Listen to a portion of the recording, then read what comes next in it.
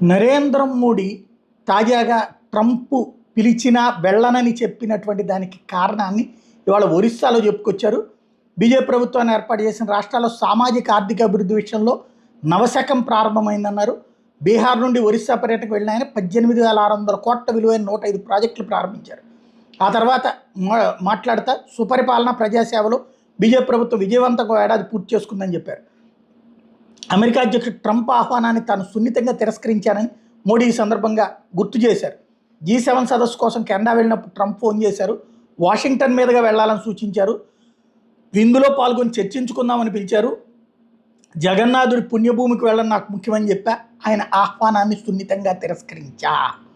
ఇది అత్యంత ముఖ్యమైనటువంటిది. అంటే దేవుడి దగ్గరికి వెళ్ళాలే, నీ దగ్గరికి రానులే అని పరోక్షంగా ట్రంప్ని తోసిపుచ్చారు. ట్రంప్కి సంబంధించి ఇది ఒక అమెరికా అధ్యక్షుడు